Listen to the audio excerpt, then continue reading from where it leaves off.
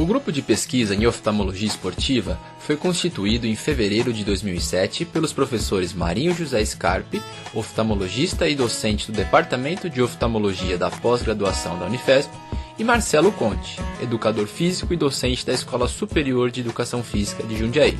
A área de formação do grupo é a função visual na atividade física e esporte, abrangendo as seguintes áreas do conhecimento: fisiologia do exercício, biomecânica, bioquímica e epidemiologia.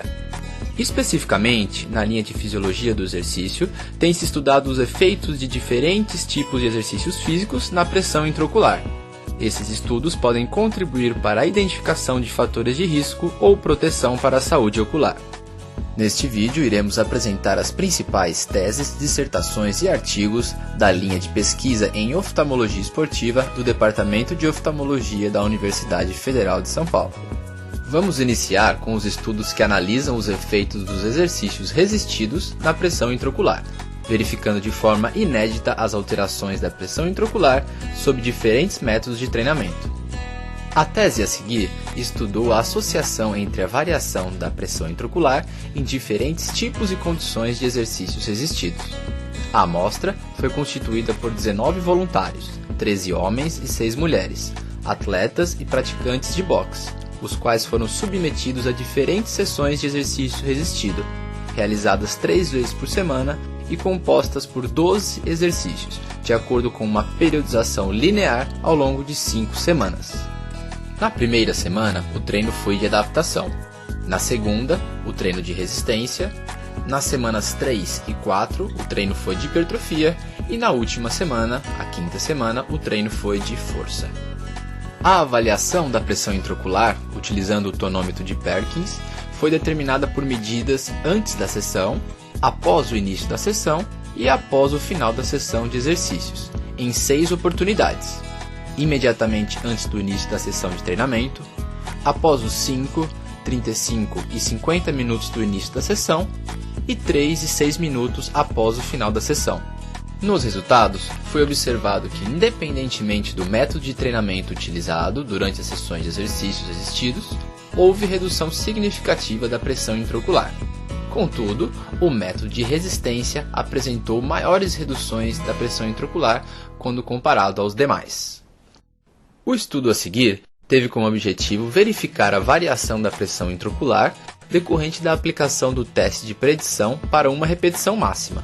Foram avaliados em estudo observacional 145 calouros do curso de Educação Física da Escola Superior de Educação Física de Jundiaí. Foram utilizados os seguintes exercícios resistidos: supino, pulley dorsal, rosca direta, desenvolvimento ombro e leg press 45 graus. A avaliação da pressão intraocular foi determinada por 2 medidas consecutivas com o tonômetro de Perkins, uma pré-teste, antes do teste de 1RM, e outra pós-teste, logo após a realização do teste.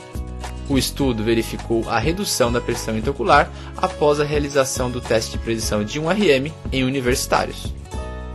O seguinte estudo buscou verificar a influência de 2 diferentes intensidades e volumes de treinamento resistido na pressão intraocular.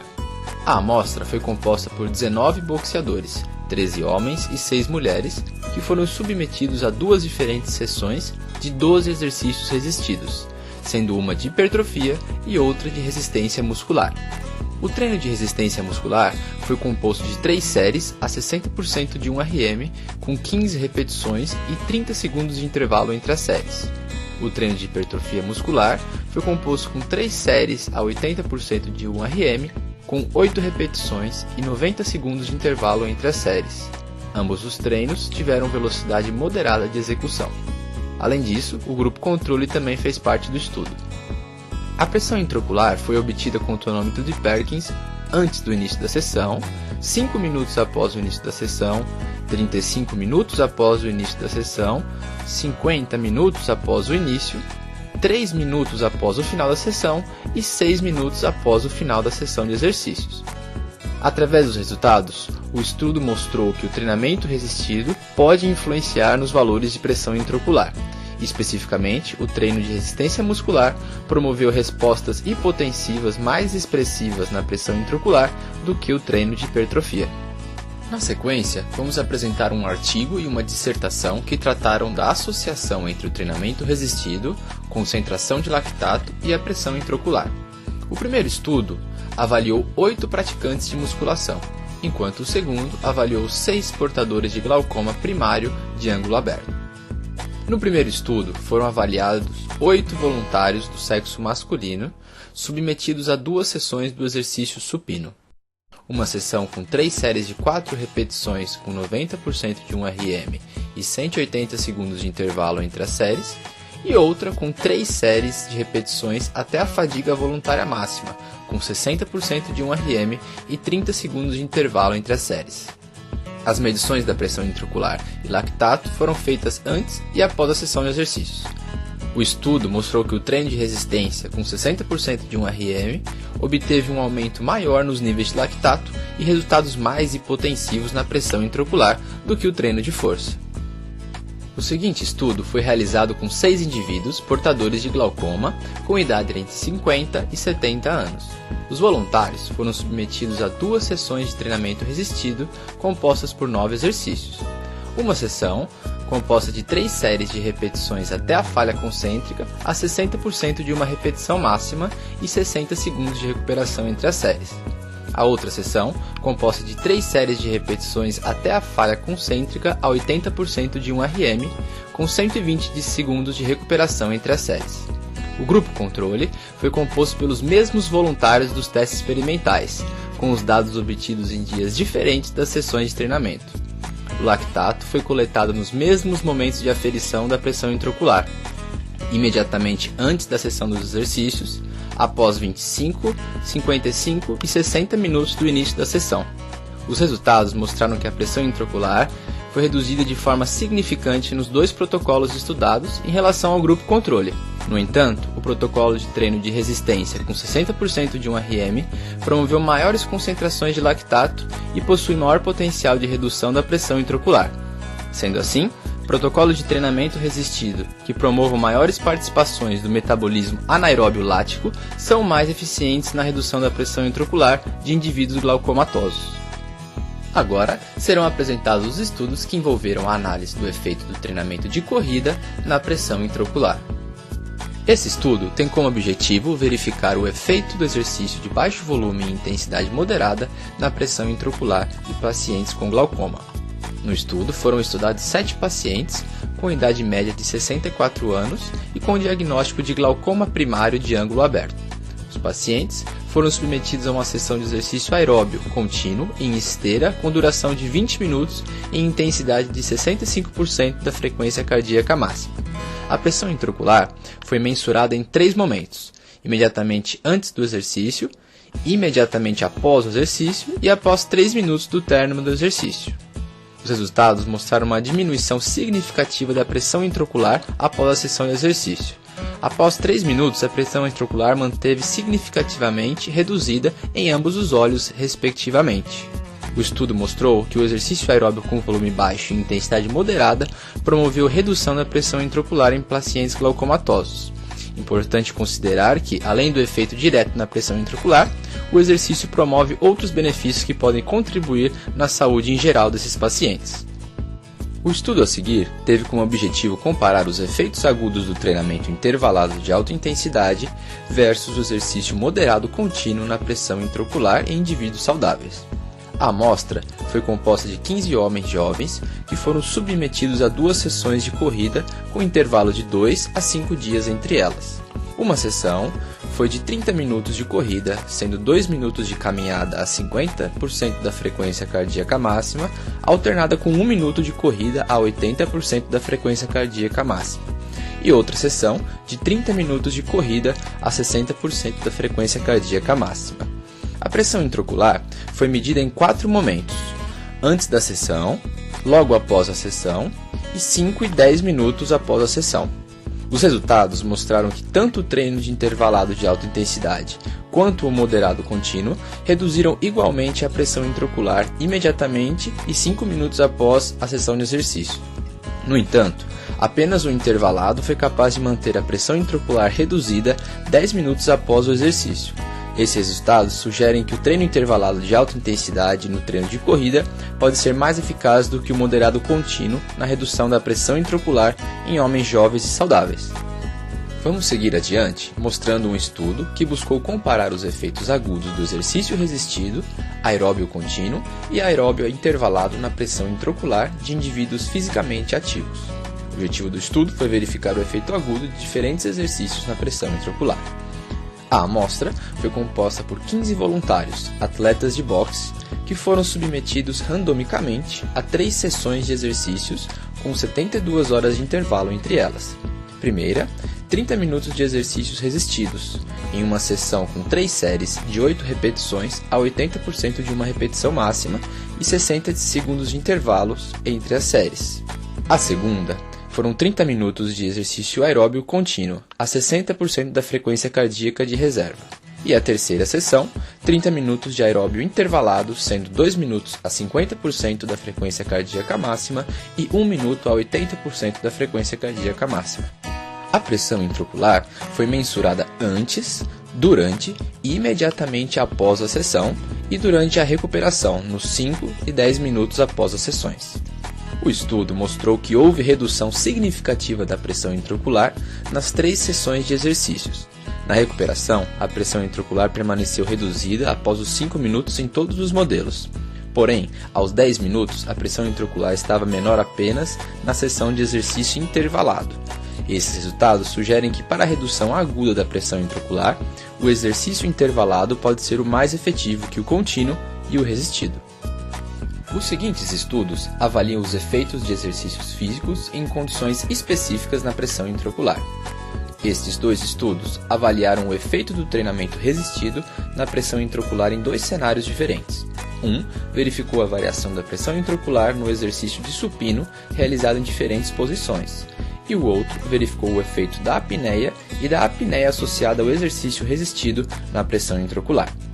Para a investigação da variação da pressão intraocular no exercício de supino realizado em diferentes posições, a amostra foi constituída por 8 indivíduos do sexo masculino, que foram submetidos a 3 intervenções, ambas com o mesmo volume e intensidade no exercício supino. A sessão foi de 3 séries de 15 repetições a 60% de uma repetição máxima. O tempo de intervalo entre as séries foi de 60 segundos e a velocidade moderada. Os exercícios foram executados nas seguintes posições: supino executado na posição reta, supino executado na posição inclinada e supino executado na posição declinada. As sessões foram separadas por um intervalo de 96 horas. As mensurações da pressão intraocular foram realizadas no tonômetro de Perkins em 3 momentos distintos, sendo imediatamente antes do exercício, imediatamente após a terceira série e 3 minutos após a finalização da terceira série. Os resultados demonstraram um efeito hipotensor do exercício físico na pressão intraocular.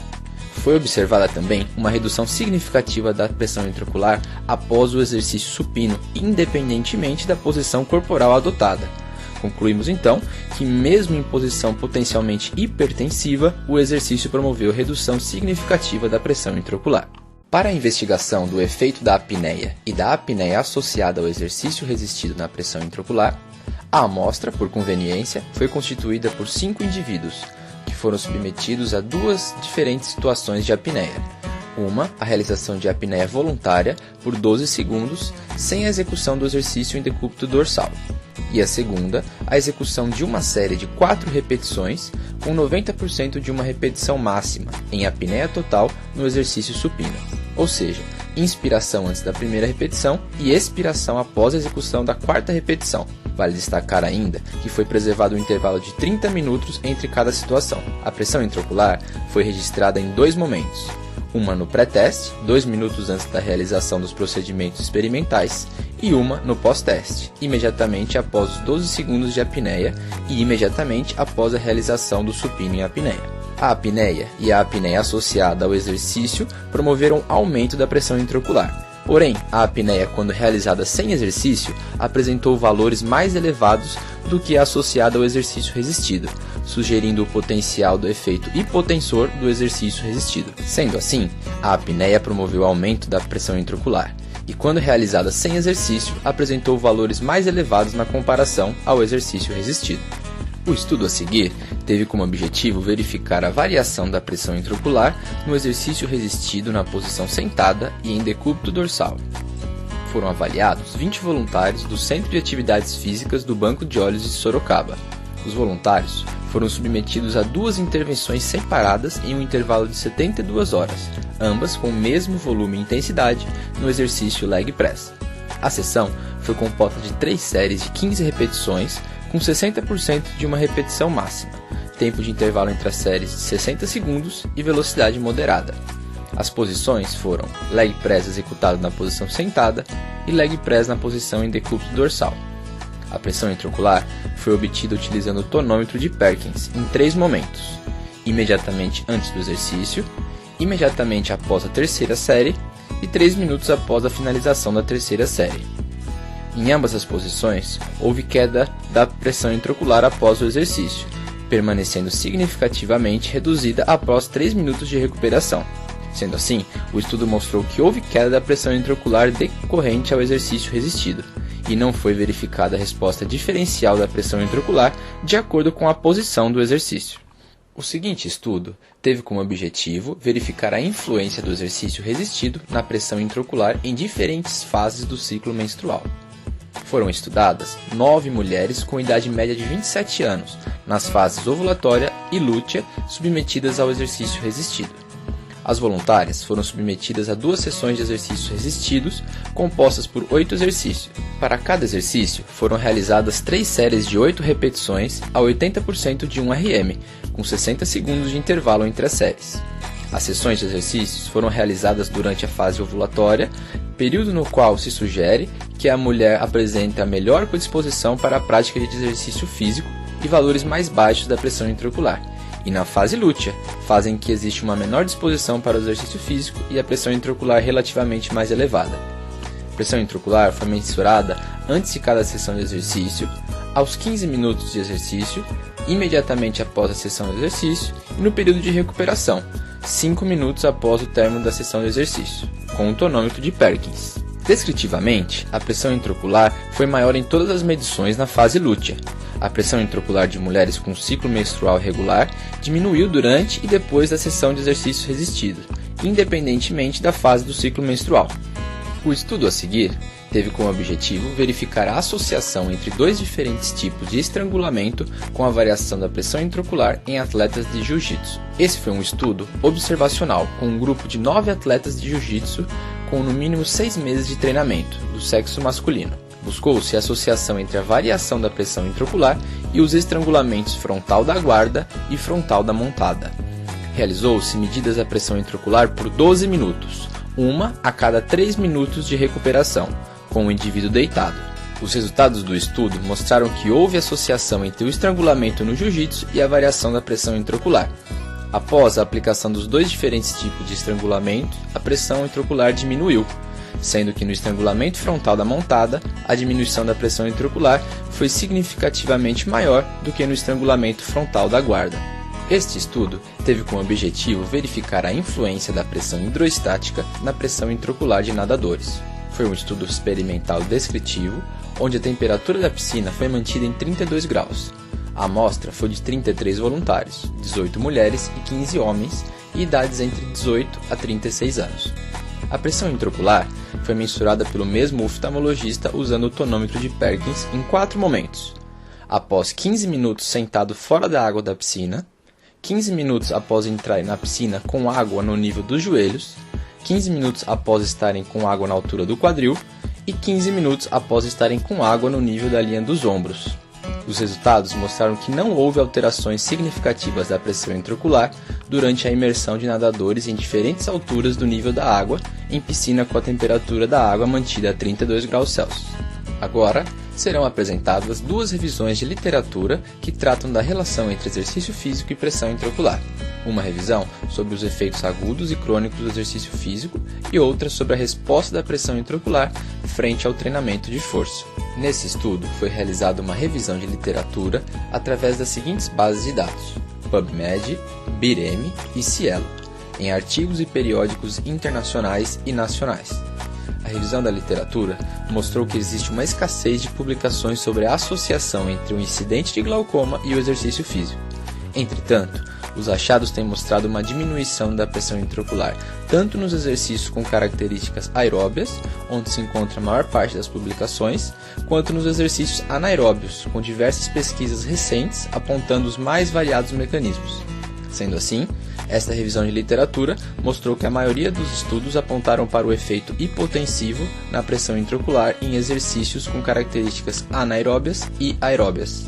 Nesta revisão de literatura, foram utilizadas as bases de dados PubMed e Cielo, e foram pesquisados 15 artigos nacionais e internacionais publicados entre os anos de 1967 e 2009. Grande parte dos estudos demonstram resultados hipotensivos da pressão intraocular em condições semelhantes das encontradas no treinamento de força em diferentes intensidades. No entanto, exercícios que envolvem um maior número de grupos musculares, realizados com maiores intensidades e que não empregam a apneia, parecem aumentar a magnitude das quedas pressóricas. Com exceção de apenas um trabalho, todos os artigos revisados mostraram resultados hipotensivos nas condições oferecidas pelo treinamento de força. Esse estudo desenvolveu um software educacional visando apresentar as consequências do exercício físico na pressão intraocular. Especificamente, o software visou oferecer aos profissionais da área da saúde uma base de dados com explicações e imagens simples para o entendimento do efeito do exercício e outras variáveis fisiológicas na pressão intraocular. Além disso, o software buscou fornecer uma ferramenta a pesquisadores da área da saúde, que buscam uma forma de manter uma base de dados com artigos sobre diferentes variáveis e efeitos de distintas alterações fisiológicas na pressão intraocular. Após compilarmos todos os estudos apresentados, podemos concluir que o exercício físico tem efeito hipotensivo na pressão intraocular. De maneira geral, o treinamento aeróbio com intensidade moderada através do treino de corrida foi o menos eficiente na redução da pressão intraocular. Em segundo lugar, ficou o treinamento resistido, que apresentou excelentes resultados hipotensivos através do protocolo de treino de resistência muscular, com intensidade de 60% de uma repetição máxima. E o primeiro lugar foi para o treinamento aeróbio intervalado, que apresentou os melhores resultados na redução da pressão intraocular através do treino de corrida. Além disso, vimos que a pressão hidroestática não tem efeito na pressão intraocular, que a mulher apresenta maiores valores de pressão intraocular durante a fase lútea do que a fase ovulatória, e que o exercício resistido teve efeito hipotensivo em ambas. Vimos também que a posição em que o exercício é executado não altera a redução da pressão intraocular. E por fim, que a apneia não é recomendada para pacientes glaucomatosos, pois ela aumenta a pressão intraocular. Todos os estudos apresentados utilizaram o tonômetro de Perkins para a mensuração da pressão intraocular. Este equipamento portátil pode ser utilizado por oftalmologistas em situações consideradas desfavoráveis para a coleta, como por exemplo, logo após a prática de exercícios físicos.